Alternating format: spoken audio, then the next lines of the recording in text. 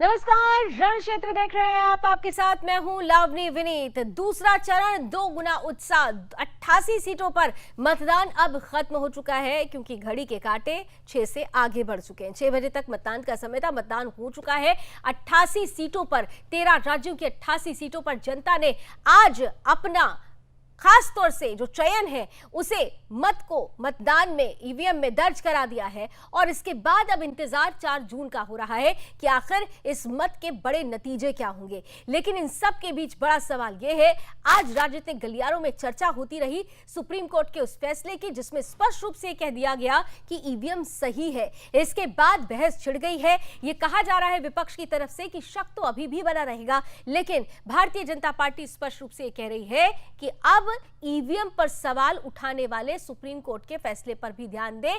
Fair and free election he EVM से संभव है। इन सब के बीच आज मतदान की हम बात करेंगे रण क्षेत्र में कि किस तरीके से लोगों में उत्साह दिखा सुबह से लेकर शाम तक। हालांकि सुबह थोड़ी सी रफ्तार धीमी थी, लेकिन जैसे जैसे समय बढ़ता गया वैसे वैसे रफ्तार भी बढ़ती गई मतदान की। आज लोगों ने बढ़ चढ़कर लोकतंत्र के इस महापर्व में हिस्सा लिया है। अलग अलग राज्यों की क्या स्थिति रही, हम ग्राउंड जीरो से समझने की कोशिश करेंगे। आज कुछ ही देर में मेरे साथ मेरे सारे सहयोगी जुड़ेंगे, उनसे आज के हालात का जायजा लेंगे। उससे पहले क्योंकि 6 बज चुके हैं इसलिए 6 PM 6 हाइलाइट्स क्या रही आज की, आइए जरा एक नजर डाल लेते हैं। 6 PM 6 हाइलाइट्स में आज दिन भर मतदान का उत्साह हमने देखा। 13 राज्यों की 88 सीटों पर कोई भी ऐसा नहीं था जो इस लोकतंत्र के महापर्व में उत्साह के साथ भाग लेता हुआ नजर ना आया हो। वो चाहे दूल्हे राजा हो या फिर सजी धजी दुल्हन हो, वो चाहे बुजुर्ग हो या फिर हॉस्पिटल से सीधे पहुंची हुई कोई बुजुर्ग महिला हो,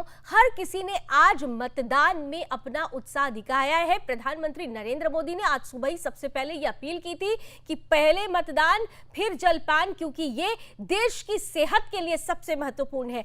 दूसरा हाईलाइट आपके सामने है पश्चिम बंगाल में, जहां पहले चरण में भी हिंसा की तस्वीरें सामने आई थी, आज दूसरे चरण में भी बैलेट पर खून के छींटे इसलिए दिखाई दिए क्योंकि यहां पर हिंसा हुई, पोलिंग एजेंट की पिटाई की गई। खबर आती है कि सर फट गया पोलिंग एजेंट का। बीजेपी साफ तौर पर यह आरोप लगाती हुई नजर आती है कि यह सब कुछ टीएमसी के कार्यकर्ताओं ने किया। उधर टीएमसी ने कहा कि यह भारतीय जनता पार्टी के गुंडों की तरफ से किया गया, लेकिन इन सब के बीच जांच की मांग की गई है, जांच इस पर हो रही है।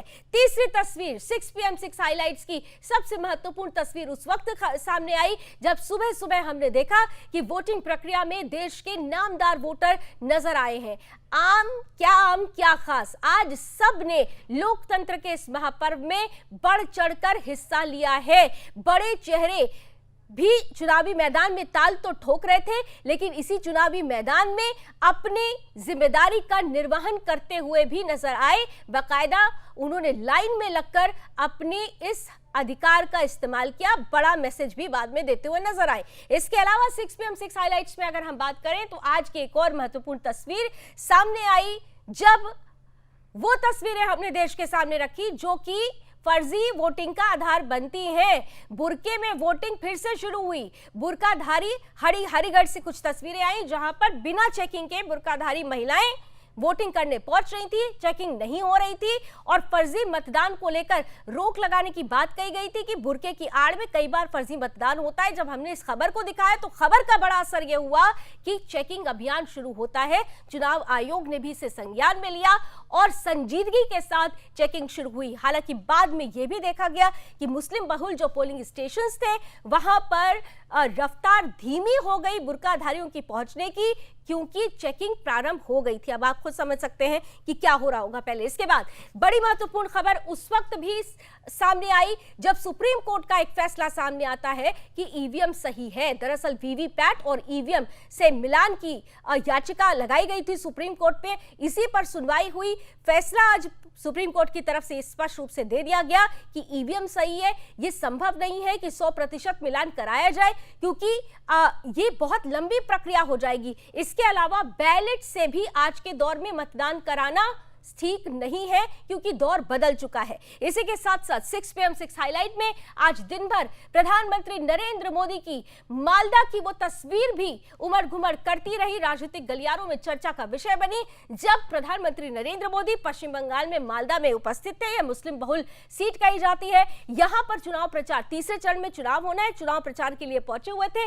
भारी भीड़, भारी उत्साह यहां देखने को मिला, जिसपे प्रधानमंत्री नरेंद्र मोदी ने को ही ये कहना पड़ा कि व्यवस्था आज कम पड़ रही है क्योंकि लोगों का उत्साह बहुत ज्यादा है।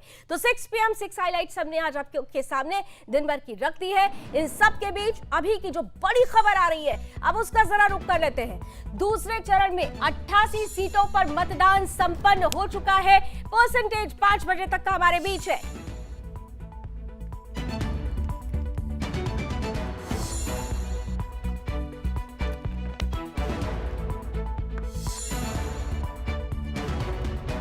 तो 5 बजे तक जो वोटिंग प्रतिशत सामने आया है उसके अनुसार दूसरे चरण में 88 सीटों पर मतदान संपन्न हो चुका है। 5 बजे तक की वोटिंग परसेंटेज हमारे सामने है। उत्तर प्रदेश में 5 बजे तक 52.6% वोटिंग दर्ज की गई, तो वहीं राजस्थान में 5 बजे तक 59.19% वोटिंग का स्टेटस रहा है। वहीं महाराष्ट्र में 5 बजे तक 53.51% वोटिंग दर्ज की गई। मध्य प्रदेश में 5 बजे तक के आंकड़े 54.83 के रहे। और इसी के साथ साथ छत्तीसगढ़ की बात अगर करें तो 5 बजे तक 72.13% मतदान की प्रक्रिया में दर्ज किए गए हैं मत जो है। बिहार की भी आपने तस्वीर देखी। पश्चिम बंगाल में 5 बजे तक 71.84% वोटिंग हुई। वहीं पूर्वोत्तर में असम में 5 बजे तक 70.6% वोटिंग का आंकड़ा दर्ज किया गया। त्रिपुरा में 5 बजे तक 76.80% मतदान का प्रतिशत दर्ज किया गया है। मणिपुर की बात कर ले तो यहाँ पर 76.05। वहीं कर्नाटक में 5 बजे तक 63.90% वोटिंग दर्ज की गई। केरल में जहां पर पूरी की पूरी 20 सीटों पर मतदान हो रहे थे, 63.97% यहां पर मतदान दर्ज किया गया है। जम्मू कश्मीर की एक सीट पर वोटिंग हो रही थी, 5 बजे का आंकड़ा आपने देख लिया। कुल मिलाकर 13 राज्यों की 88 सीटों पर मतदान की जो रफ्तार थी 5 बजे तक की, उसके आंकड़े हमने आपके सामने रखे हैं। कुछ ही देर में चुनाव आयोग की जब प्रेस कॉन्फ्रेंस होगी तो हमें स्पष्ट रूप से वो तस्वीर सामने आ जाएगी कि आखिरकार 6 बजे तक जो ऑल इन ऑल मतदान का प्रतिशत है वो कितना रहा है। हालांकि अगर हम स्टेट वाइज इन तस्वीरों को देखें तो इतना जरूर कह सकते हैं कि पहले चरण की तुलना में इस बार दूसरे चरण में कुछ खासी अंदाज में लोग नजर आए हैं। हाल सुबह थोड़ा सा मतदान की जो प्रक्रिया थी वो रफ्तार धीमी जरूर नजर आई, लेकिन जैसे जैसे धूप खत्म होती है, शाम आते आते ये आंकड़ा बढ़ता है। 5 बजे तक जो वोटिंग प्रतिशत है वो हमने आपके सामने रख दिया है। आगे की तस्वीर हम आपके सामने रखते रहेंगे। तो रण क्षेत्र में आज हम बात कर रहे हैं कि आखिर देश के 13 राज्यों की 88 सीटों की सेहत चुनावी लिहाज से दूसरे चरण में क्या रही। आज हम ये देखते हैं कि दूसरे चरण में उत्साह थोड़ा दोगुना बढ़ा है। कितनी तस्वीर स्पष्ट होगी ये हम थोड़ी देर में और जानेंगे ग्राउंड जीरो से अपने रिपोर्टर से। लेकिन चंद तस्वीरें हमने समेटने की कोशिश की है आपके समक्ष रखने के लिए। जो दिन भर चुनावी प्रक्रिया चलती रही उसमें उत्साह हम क्यों कह रहे हैं कि आज दोगुना उत्साह रहा। ये जरा कुछ तस्वीरें लेकर आते हैं। तस्वीरें देखिए और स्पष्ट रूप से इन तस्वीरों को देख के लग रहा है कि लोगों में उत्साह नजर आया है। कहीं पर दूल्हा दुल्हन पहुंचे, छत्तीसगढ़ की ये तस्वीरें थी। कहीं पर दूल्हा सीधे शादी के बाद पहुंचा हुआ था। उदयपुर में हमने देखा कि वहां पर भी शादी से पहले कहा कि वोट करना जरूरी है, अपने मत का प्रयोग किया गया। बुजुर्गों में खासा उत्साह इस बार हम देख रहे हैं। वैसे तो हर बार हम देखते हैं लेकिन इस बार कुछ खास उत्साह हम देख रहे हैं। बुजुर्ग लगातार पहुंचते रहे, यहां तक कि जो बीमार है, हार्ट पेशेंट को हमने देखा कि वो सर्जरी उनकी कुछ दिन पहले हुई थी अस्पताल से सीधे, लेकिन उन्होंने देश के प्रति जो अपना पहला जिम्मेदारी है देश के प्रति उसका निर्वहन करने के लिए वो वोट देने के लिए पहुंचती हैं। इसके अलावा कटिहार में भी हमने देखा कि यहाँ पर भी दुल्हन के जोड़े में यहाँ पर दुल्हन नजर आई क्योंकि उसको अपने देश के प्रति पहली जिम्मेदारी का निर्वहन करना उचित समझा। इसके साथ ही साथ हमने ये भी देखा कि किस तरीके से लंबी लंबी लाइनें पूर्वोत्तर में भी दिखाई दी हैं। साउथ में भी कुछ ऐसा ही नजारा रहा। कुल मिलाकर जो तस्वीरें आप देख रहे हैं, जनता में खासा उत्साह रहा। व्हील चेयर पर भी लोग दिखाई दिए। मतलब शारीरिक कष्ट को दूर रखा और देश के प्रति जो अपनी जिम्मेदारी है उसका निर्वहन करते हुए आज संपूर्ण देश नजर आया। यही तो बात कही जा रही थी कि देश में जनता की उदासीनता का बहुत बड़ा असर पड़ता है आने वाले भविष्य पर। इसलिए जरूरी है कि 100% मतदान हो। प्रधानमंत्री ने जो अपील की उसका एक बड़ा असर आज ये देखा गया कि देश की जनता बढ़ चढ़कर सामने आई है, आज अपने मताधिकार का प्रयोग करते हुए नजर आई है। अब इसका जो उन्होंने अपने लिए जो भविष्य चुना है उसका नतीजा क्या है, परिणाम क्या है, इसके लिए तो 4 जून का इंतजार करना होगा। लेकिन इतना जरूर है कि जिस तरीके से आज के चरण में उत्साह नजर आया है उसका एक बड़ा असर आने वाले 5 चरणों में भी नजर आने वाला है। तो ये तस्वीरें मतदान में उत्साह को दिखाती हुई हम आपके सामने रख रहे हैं। इसके अलावा कुछ और तस्वीरें, जरा सीधे उन तस्वीरों की तरफ चलते हैं। ये जो 8 तस्वीरें इस वक्त आप टीवी स्क्रीन पर देख रहे हैं, ये वो बड़े चेहरे हैं, हाई प्रोफाइल चेहरे कहे जाते हैं। इनमें से कुछ की चुनावी साख दांव पर लगी हुई क्योंकि वो खुद चुनावी मैदान में थे, जैसे कोटा से ओम बिरला जी, लेकिन अपने मत का प्रयोग करते हुए वो सबसे पहले नजर आए थे। और इसके बाद उन्होंने देश की जनता से अपील भी की थी कि अगर विकसित भारत का सपना आपने बुना हुआ है तो उस सपने के लिए जरूरी है कि आप उसके लिए एक आधार तैयार करें, इसलिए वोट जरूर दें। इसके अलावा हमने देखा अशोक गहलोत साहब हो या पप्पू यादव हो या फिर शशि थरूर हो, यानी कि राजस्थान से लेकर बिहार के पूर्णिया से लेकर केरल के तिरुवनंतपुरम की हम बात कर ले, कोटा में हम ओम बिरला की बात कर रहे हैं, निर्मला सीतारमन की बात की जाए या फिर वैभव गहलोत की बात की जाए, वसुंधरा राजे और गुलाब चंद कटारिया, ये वो बड़े चेहरे हैं जिन्होंने आज अपने मत का न केवल प्रयोग किया, इस्तेमाल किया, बल्कि देश के प्रति अपनी जिम्मेदारी का निर्वहन देश की संपूर्ण जनता करे, इसकी अपील करते हुए भी नजर आए।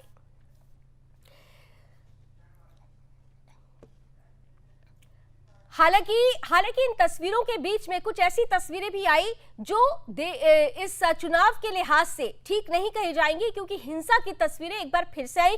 पश्चिम बंगाल में पहले चरण में भी आपको याद होगा हिंसा हुई थी और आज दूसरे चरण में भी कमोबेश ऐसी ही तस्वीर नजर आई, जहां पर यह कहा गया कि पोलिंग एजेंट के साथ मारपीट की गई है। आरोप लगाया जाता है कि टीएमसी के लोगों ने, टीएमसी के कार्यकर्ताओं ने पिटाई की, दूसरी तरफ टीएमसी कहती रही कि बीजेपी के कार्यकर्ताओं ने पिटाई की। लेकिन इतना जरूर रहा कि पश्चिम बंगाल में आज भी हिंसा की ये तस्वीर आई है, जांच की मांग की जा रही है, पोलिंग एजेंट का सिर फटता है। इसके बाद हालांकि रफ्तार थोड़ी देर के लिए कम जरूर होती है, लेकिन फिर से पश्चिम बंगाल में रफ्तार पकड़ता है मतदान। और अभी 5 बजे तक के जो आंकड़े हमने आपके सामने रखे, तस्वीरें 6 बजे तक की क्या होती है इस पर भी हम बात करते रहेंगे। एक तरफ देश में दूसरे चरण के लिए चुनावी प्रक्रिया जारी रही, तो दूसरी तरफ तीसरे चरण के लिए प्रचार अभियान को धार देते हुए प्रधानमंत्री नरेंद्र मोदी आज पश्चिम बंगाल के ही मालदा पहुंचे हुए थे।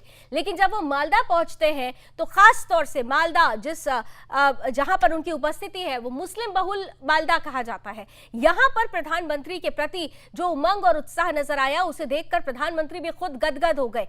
मालदा, उत्तर मालदा, आपको याद होगा कि पिछले चुनावों की अगर बात करें वो तो भारतीय जनता पार्टी के पक्ष में था, लेकिन दक्षिण मालदा में कुछ अंतरों से हार का सामना करना पड़ा था। दोनों ही सीट पर भारतीय जनता पार्टी इस बार चाहती है कि उनको जीत हासिल हो और इसीलिए प्रधानमंत्री यहां पर ताल ठोकते हुए नजर आए। किस तरीके से उन्होंने विपक्ष पर कटाक्ष किया, जरा एक नजर डाल लेते हैं और फिर सीधे ग्राउंड जीरो पर चलेंगे मेरे सहयोगियों के पास।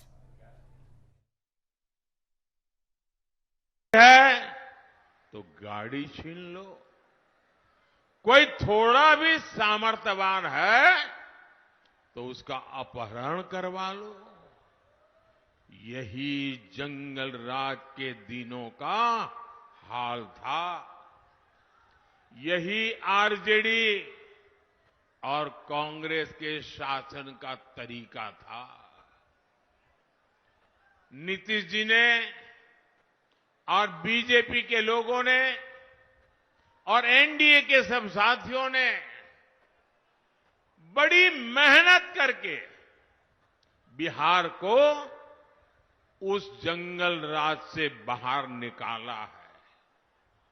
अब एनडीए की सरकार मिलकर प्रयास कर रही है कि हर लाभार्थी के दरवाजे पर पहुंचे, उन्हें अपनी योजनाओं से जोड़े।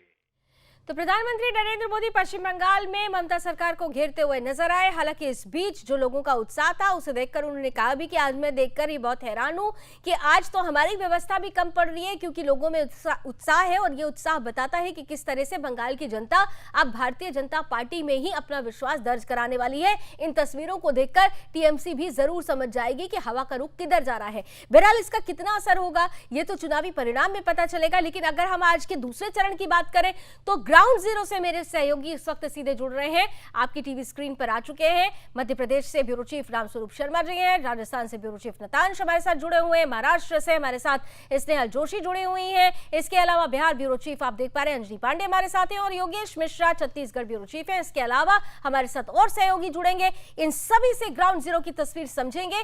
आज दूसरे चरण की सेहत, उसके हालात क्या रहे इसे समझेंगे, और दूसरा चरण दोगुना उत्साह। चलिए सीधे जरा ग्राउंड जीरो पर अब चलेंगे। स्क्रीन पर लेके आइए मेरे सहयोगियों को, एक एक करके जरा जानकारी लेते हैं। सबसे पहले मैं देख पा रही हूँ मध्य प्रदेश ही चलते हैं। रामस्वरूप शर्मा जी आपके पास आ रही हूँ। मध्य प्रदेश की 6 सीटें और बड़ी ही महत्वपूर्ण सीटें हमने अभी दिखाया कि किस तरीके से यहाँ पर न केवल हाई प्रोफाइल चेहरे अपने मत का प्रयोग करते हुए नजर आए, संदेश देते हुए नजर आए, बल्कि वो खुद चुनावी मैदान में भी हैं। मध्य प्रदेश की आज चुनावी चरण की सेहत क्या कहती है? बिल्कुल, आज मध्य प्रदेश में केंद्रीय गृह मंत्री अमित शाह का भी बेहद खास दौरा था। सबसे पहले हमारे दर्शकों को मैं बता दूं, गुना में उन्होंने एक बहुत बड़ी चुनावी सभा को संबोधित किया ज्योतिरादित्य सिंधिया के पक्ष में, और दिग्विजय सिंह और कांग्रेस के ऊपर कई सारे सवाल डाले, कई हमले किए। इधर मध्य प्रदेश की राजधानी भोपाल में मध्य प्रदेश के पूर्व मुख्यमंत्री शिवराज सिंह चौहान ने सेम पिपरौदा जो मामला था उनके बयान को लेकर, जो विरासत की जो टैक्स शेक होता है उसको लेकर जो पूरे देश भर में जो मामला इस समय उछाल पर है, राजनीतिक दलों की जो जुबानी बना हुआ है, उस मामले के ऊपर आज मध्य प्रदेश के पूर्व मुख्यमंत्री ने शिवराज सिंह चौहान ने काफ़ी सवाल दागे और कई हमले कांग्रेस के ऊपर किए। इधर मध्य प्रदेश की 6 सीटों पर आज मतदान हुआ, जहाँ सबसे ज़्यादा मतदान जो है वो देखने में होशंगाबाद में आया। यहाँ संजय शर्मा कांग्रेस की ओर से प्रत्याशी हैं, भारतीय जनता पार्टी के दर्शन सिंह पहली बार यहाँ से पहली पारी खेल रहे हैं होशंगाबाद से। सबसे ज़्यादा रिकॉर्ड मतदान 63% यहीं से हुआ है। मध्य प्रदेश के भारतीय जनता पार्टी के प्रदेश अध्यक्ष बीडी शर्मा खजुराहो से प्रत्याशी है, इनके सामने गठबंधन के आरबी प्रजापति थे। यहाँ से मतदान का प्रतिशत सतना की अपेक्षा 52% कम रहा हुआ, 55% सतना में रहा। तो ओवरऑल अगर कहा जाए तो मध्य प्रदेश में कुल 54.83% मतदान रहा, और अपने आप में ये मतदान अगर 5 बजे तक ये मतदान के आंकड़े 54% से कुछ ऊपर 53.83% है, तो ये कम आंकड़े माने जा रहे हैं। तुलना में अगर दूसरे चरण को आप देखें तो उत्साह क्या ज्यादा नजर आया या कम नजर आया, किस तरह से कंपेयर करेंगे पहले चरण की तुलना में?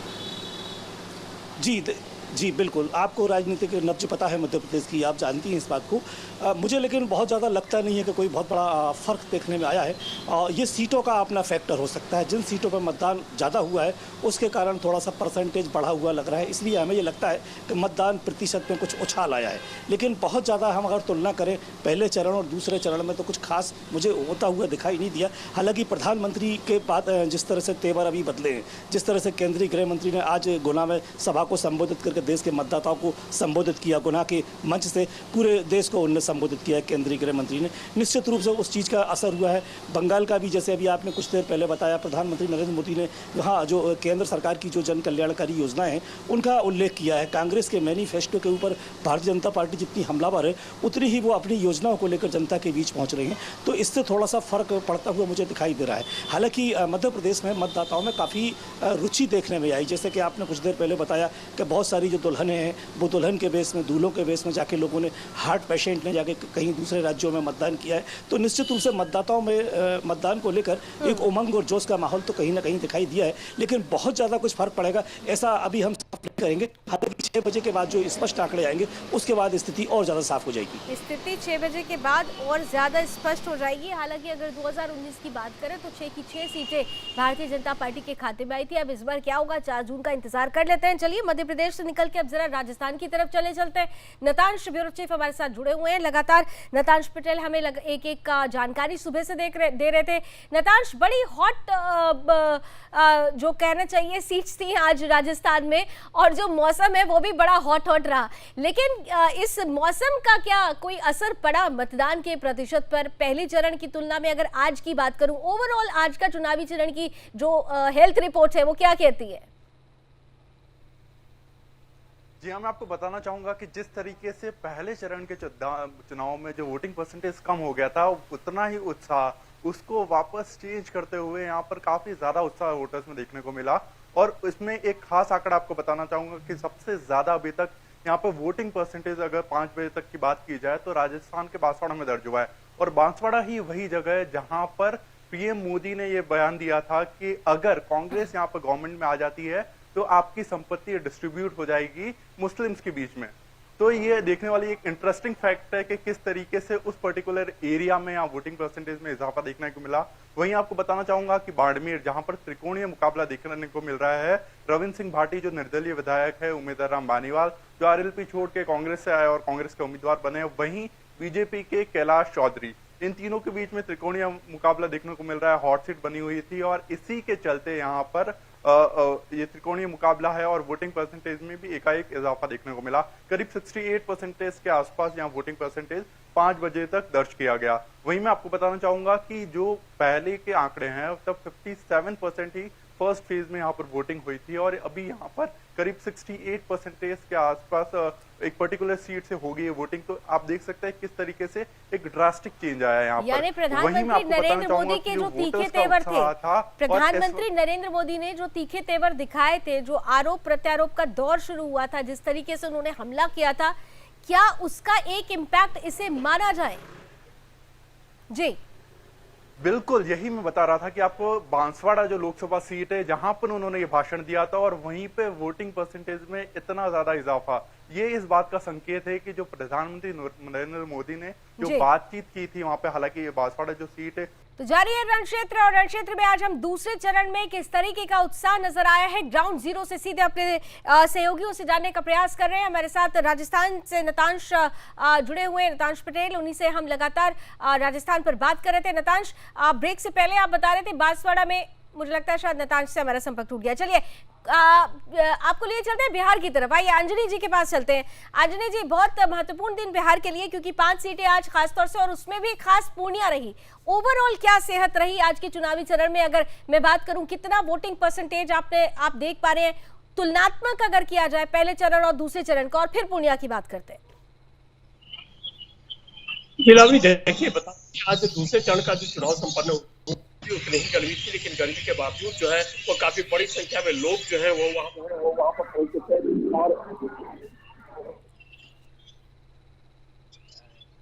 काफी बड़ी लोग जो है वहां पर पहुंचे हुए थे और मतों का प्रयोग किया अपने लोगों ने, और बड़ी संख्या में लोगों ने मत दिया। लेकिन पहले चरण की तुलना में यदि देखें तो दूसरे चरण में लोगों की अच्छी भागीदारी रही, और पहले चरण में जहां 50% से कम थी भागीदारी, यानी 49% था, तो इस बार 5 बजे तक के लिए देखें तो 53% से ज्यादा जो है वो मत डाले जा चुके हैं। और 6 बजे का आंकड़ा भी आया नहीं है। थोड़ी देर के बाद निर्वाचन आयोग जो है वो प्रेस कॉन्फ्रेंस करेगा और फिर अंतिम रूप से जो प्रतिशत है उस प्रतिशत के बारे में जानकारी दी जाएगी। लेकिन ऐसा अनुमान लगाया जा रहा है कि इस बार 55 से 60% जो लगभग प्राय हर बार चुनाव में देखने को मिलता था, वो 55 से 60% निश्चित रूप से जो है वह मतदान का प्रतिशत जो है वह सामने आने वाला है। क्योंकि अभी यदि 5 बजे तक की बात करें तो 53% से ज्यादा वोट जो है वो डाले गए हैं।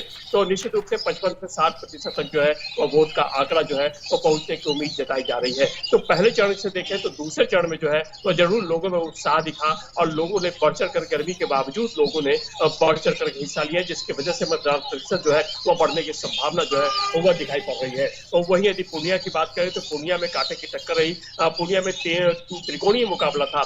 एक और जहां निर्दलीय रूप से यादव चुनावी मैदान में थे, तो वही राजद की बीमा भारती जो एनडीए गठबंधन के तौर पर उम्मीदवार थी, और दूसरी तरफ देखें तो जदयू के उम्मीदवार थे जो एनडीए गठबंधन के उम्मीदवार थे। तो पूर्णिया में प्रधानमंत्री की रैली भी हुई थी। पूर्णिया में प्रधानमंत्री ने अपने सहयोगी दल के लोगों के लिए, सहयोगी दल के उम्मीदवारों के लिए जो है वह वोट भी मांगे थे। तो इसका असर देखने को मिल रहा है कि लोग बड़ी संख्या में जो है वह वोट बूथों तक गए और अपने मुद्दे मताधिकार कौन से आपको आज नजर आए? क्योंकि विपक्ष ये आरोप लगातार लगा रहा है कि भारतीय जनता पार्टी जो है वो नॉन रिलेवेंट मुद्दे उठा रही है, इंडिया ब्लॉक रिलेवेंट मुद्दे उठा रहा है। तेजस्वी यादव को हमने देखा कि किस तरीके से वो प्रचार में धार देते हुए नजर आए हैं, यहाँ तक कि स्थिति इतनी खराब हो गई कि भाषाई मर्यादा भी टूटती हुई नजर आई। तो खास तौर से जो मुद्दे, अगर मैं आपसे जानना चाहूँ दूसरे चरण में लोग किन मुद्दों को मन में लेकर आज निकले हुए थे? देखिए, कई मुद्दे थे, जिन मुद्दों को देखें तो मुद्दे वही बरकरार है। या तो फिर जो एनडीए के समर्थक हैं उनके सामने जो है वह प्रधानमंत्री मोदी का चेहरा है, तो वही दूसरी तरफ देखें तो जो एनडीए गठबंधन है उस एनडीए गठबंधन के तौर पर जो मुद्दे उठाए गए वे मुद्दे बेरोजगारी और महंगाई को लेकर के तो मुद्दे सबके लिए जो है वो अलग अलग है। लेकिन चूंकि जो आज 5 सीटों पर जिनमें चुनाव हुए उनमें से किशनगंज, कटिहार और पूर्णिया की बात करें तो ये मुस्लिम बहुल इलाके हैं। तो इस मुस्लिम बहुल इलाके में वोट जो है वो परसेंटेज जो ज्यादा हुआ है, यदि पहले 2 घंटे की बात करें तो कटिहार सबसे ज्यादा जो था वह इन 5 सीटों से जो है सबसे ज्यादा हो रहा था, जबकि पूर्णिया में भी जो है वह सबसे ज्यादा मत पड़े हैं। तो जो यदि सीमांचल की बात करें, क्योंकि यह जो इलाका है वह किशनगंज, कटिहार और पूर्णिया जो है वह सीमांचल का इलाका है और मुस्लिम बहुल इलाका है। किशनगंज की बात करें तो बहुसंख्यक जो है वह मुस्लिम है और वहां से पिछली बार सिर्फ एक सीट किशनगंज की जो सीट थी वह कांग्रेस के खाते में गई थी, बाकी सभी 40 में से 39 की सीटें जो थी वह एनडीए के गठबंधन में आई थी। इस बार एनडीए जहां एक और जोड़ लगा रहा है कि जो एक सीट की कसक रह गई थी, एक सीट जो किशनगंज की गई थी कांग्रेस के हाथ में, वो फिर एनडीए के पाले आ जाए। लेकिन यह सभी सीटें थी जिसको भारतीय जनता पार्टी नीत एनडीए ये चाह रहा था कि ये पूरी की पूरी हमारे हाथ में आए और इसीलिए एड़ी चोटी का जोर लगाया गया। हालांकि इंडिया ब्लॉक भी अपने आप को कम नहीं आंक रहा था, इस तरीके से प्रचार के मैदान में चुनावी जंग भी देखने को मिली, हमने देखा था। बहरहाल जनता अपना मत अब दर्ज करा चुकी है, परिणाम के लिए 4 जून का इंतजार करते हैं। और चलिए आप इसी के साथ जरा छत्तीसगढ़ भी चलते हैं। ब्यूरो चीफ योगेश मिश्रा हमारे साथ जुड़ रहे हैं। छत्तीसगढ़ इस लिहाज से बहुत अहम क्योंकि दूसरे चरण से पहले प्रधानमंत्री नरेंद्र मोदी का वो दौरा जिसमें स्पष्ट रूप से उन्होंने रांची में हुए उलगुलान न्याय महारैली में आदिवासी जनजातियों को किस तरीके से बीजेपी ठग रही है, धोखा दे रही है, इसका जिक्र हुआ और उसका बड़ा जवाब छत्तीसगढ़ से दिया गया। आदिवासी बहुल इलाका था ये, बहुत महत्वपूर्ण आज जो सीटें थी जिन पर चुनाव हुआ है।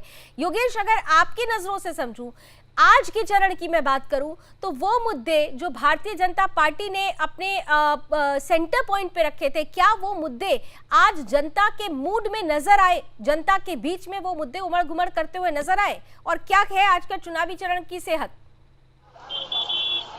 लावणी, बिल्कुल देखिए, मैं आपको बता दूं छत्तीसगढ़ में जिस तरह से शाम 5 बजे तक का जो आंकड़ा आया है उसके मुताबिक तकरीबन 75% के आसपास वोटिंग की जानकारी मिल रही है। हालांकि कुछ देर के बाद जब शाम 6 बजे मतदान थम जाएगा उसके बाद जो एग्जैक्ट फिगर है वो सामने आ पाएगा। लेकिन जैसा आपने कहा कि चूंकि जनजातीय क्षेत्र में खास तौर पे चाहे भारतीय जनता पार्टी की बात हो चाहे कांग्रेस की बात हो, कई तरह के मुद्दों को लेकर के सियासी बयानबाजी का दौर लगातार चलता रहा है। ऐसे में अगर हम राजनांदगांव की बात करते हैं, राजनांदगांव में ये बात देखने को मिली कि खास तौर पे जो मोहला मानपुर का क्षेत्र है लावनी, ये पूरी तरह से नक्सल प्रभावित क्षेत्र माना जाता है। नक्सल मूवमेंट अक्सर होते नजर आते हैं। यहाँ पे ग्रामीणों को कई बार धमकियां मिलती हैं, कई बार यहाँ पे वाहनों को जलाया जाता है। उसके बाद भी इस आदिवासी बहुल क्षेत्र में आज सुबह से ही जो वोटर्स थे उनका उत्साह लगातार दिखा और जब जो दोपहर 1 बजे जो आंकड़ा सामने आया था तकरीबन 42% वोटिंग मोहला मानपुर क्षेत्र सामने आई थी, जो पूरे 24 विधानसभा क्षेत्रों में सबसे ज्यादा थी। तो चाहे वो कांकेर की बात हो, कांकेर में हमने देखा है कि जिस तरह से हाल फिलहाल में 29 नक्सलियों का एनकाउंटर जब हुआ था जवानों के द्वारा, तो इस दौरान भी लगातार जो सुरक्षा बल के जवानों को लेकर के जिस तरह की बात सामने आती थी, या भारतीय जनता पार्टी की यहाँ जो फिलहाल सरकार है छत्तीसगढ़ में, ये बार बार ये कहती थी कि अनुसूचित जनजाति क्षेत्र में खास तौर पर नक्सलवाद का खात्मा करना हमारा पहला विषय है।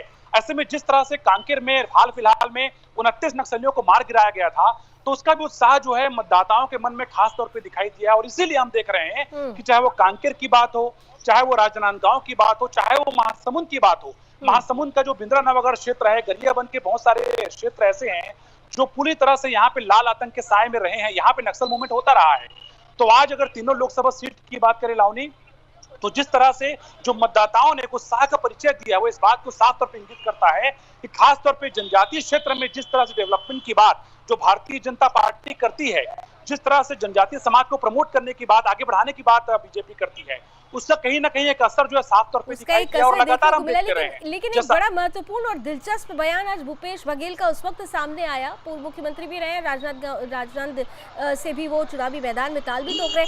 सुप्रीम कोर्ट का फैसला आता है, ईवीएम और वीवीपैट मिलान को लेकर उन्होंने कहा नहीं जो हो रहा है बिल्कुल ठीक है, ईवीएम ही सही है। इसके बाद भी भूपेश बघेल साहब ये कहते हुए नजर आए कि भाई शक तो तब भी बना रहेगा, यानी उनका ये कहना सर्वोच्च न्यायालय के फैसले पर भी कहीं ना कहीं से एक शक और शुबा जैसे शब्दों का इस्तेमाल कर देना, क्या इसका असर आज छत्तीसगढ़ में कहीं ना कहीं से दिखाई दिया इस तरीके के बयानों का ईवीएम की विश्वसनीयता को लेकर? मीडिया चेयरमैन है सुशील आनंद शुक्ला, उनका एक वीडियो रिलीज हुआ है। उनका यह कहना था कि जिस तरह के अभूतपूर्व रूप से जो वोटिंग हुई है इस बात की ओर प्रमाणित करती है कि भारतीय जनता पार्टी के खिलाफ में हुई है। तो आप समझ सकते हैं कि हालांकि जो निर्णय होना है वो 4 जून को हो पाएगा, लेकिन जहां तक पूर्व मुख्यमंत्री भूपेश बघेल के बयानों की बात बुलावनी, तो न सिर्फ ऐसे बयान सुप्रीम कोर्ट को लेकर के, या फिर इससे पहले भी हमने देखा कि वो लगातार अपील करते नजर आए कि ज्यादा से ज्यादा संख्या में लोग जो हैं नामांकन करें, ताकि जो कई तरह की चुनाव प्रक्रियाएं हैं उसमें बदलाव हो सके। तो समय समय पर भूपेश बघेल के द्वारा कई तरह के बयान दिए जाते रहे। इसके इतर अगर हम केंद्र सरकार की दावों की बात करें, जब प्रधानमंत्री लगातार मंच से संबोधित करते हैं, जब मुख्यमंत्री विष्णुदेव साय संबोधित करते हैं, तो इस बात को बार बार प्रमाणित करते हैं कि कांग्रेस के जो लोग हैं, कांग्रेस के जो नेता हैं, वो कई बार मामलों को डाइवर्ट करने की कोशिश करते हैं। ऐसा आरोप बीजेपी के द्वारा लगातार लगाया जाता है और खुले मंच से हमने देखा है, वो चाहे प्रधानमंत्री मोदी की बात हो, चाहे छत्तीसगढ़ के मुख्यमंत्री विष्णुदेव साय की बात हो, जिस तरह से जनजातीय क्षेत्र में काम हो रहा है तो उसको बेकायदा तथ्यात्मक तरीके से बात कहीं ना कहीं से आज असर दिखाई दिया मुद्दे के रूप में। लोगों के मन में एक ये मुद्दा भी चलता रहा, क्या नतीजा आएगा इसके लिए 4 जून का इंतजार करते हैं। चलिए छत्तीसगढ़ से निकलकर अब जरा महाराष्ट्र की तरफ चले चलते हैं। हमारे साथ इस वक्त मेरी सहयोगी स्नेहल जुड़ रही हैं। स्नेहल जोशी, मुस्कुराता हुआ चेहरा। स्नेहल, 8 सीटें बेहद खास, और खास तौर से इसलिए खास क्योंकि 2019 की अगर मैं बात करूं परिणामों की, तो भारतीय जनता पार्टी के लिए ये जो 8 सीटें थी उनमें से ज्यादातर हाथ नहीं लगी थी, सिर्फ 3 सीटें आई थी, इसलिए दम लगा दिया गया इस बार महाराष्ट्र में। क्या कहता है यहाँ का चुनावी जो ग्राफ है, आज का जो मतदान दर्ज किया गया, आपकी नजर से अगर मैं समझूं तो? स्नेहल जी, स्नेहल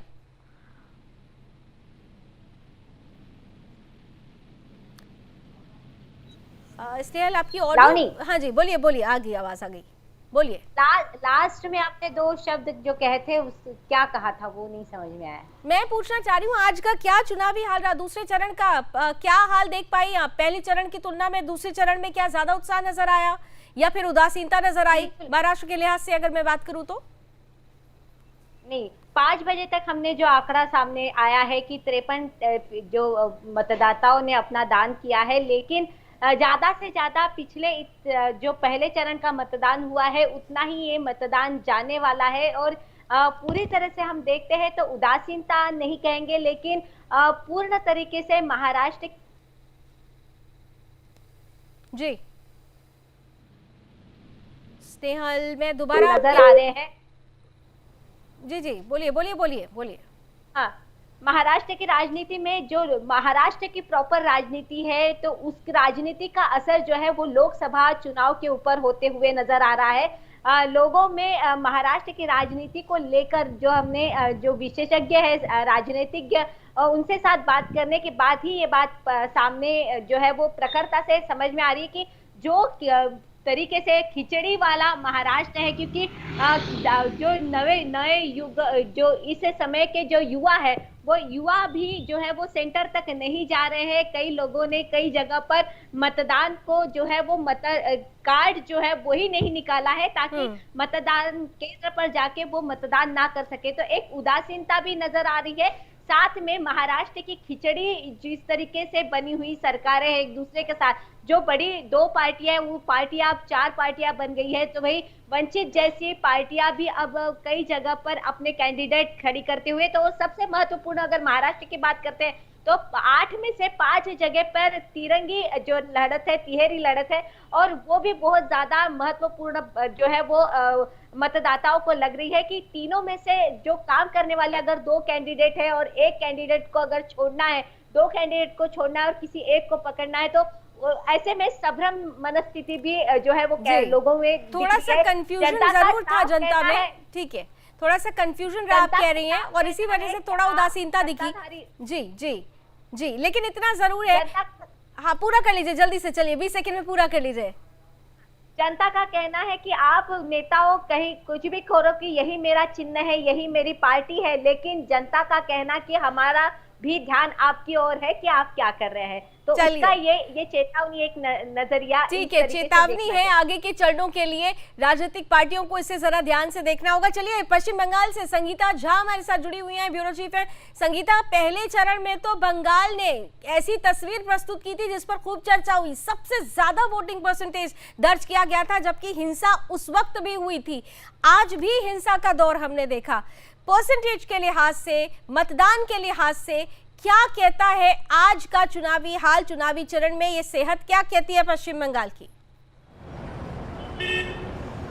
देखिए, अगर परसेंटेज की अगर हम बात करें तो परसेंटेज के हिसाब से जो लास्ट अपडेट है उसके हिसाब से 70% से ज़्यादा का मतदान हुआ है। और अभी देखिए कि आगे जो हो सकता है कि और बढ़ भी सकता है, हम आगे जो देखेंगे। जी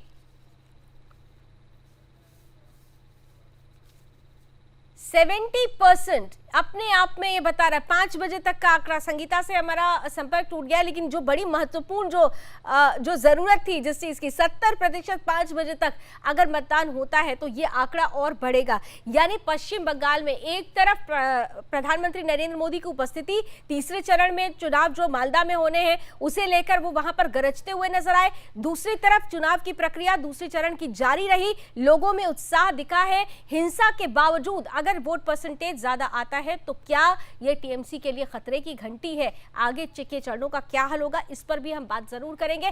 फिलहाल आप सभी हमारे साथ जुड़े, आपका बहुत बहुत धन्यवाद। और इसी तरह हर चरण में आपके समक्ष हमारे रिपोर्टर्स ग्राउंड जीरो से जुड़ते रहेंगे। दिन भर हम इस खास कवरेज को लेकर आपके बीच आते रहेंगे। फिलहाल आज के रण क्षेत्र में मेरे साथ बस इतना ही। देश और दुनिया की तमाम खबरों के लिए आप जुड़े रहिए सुदर्शन न्यूज के साथ। जय हिंद।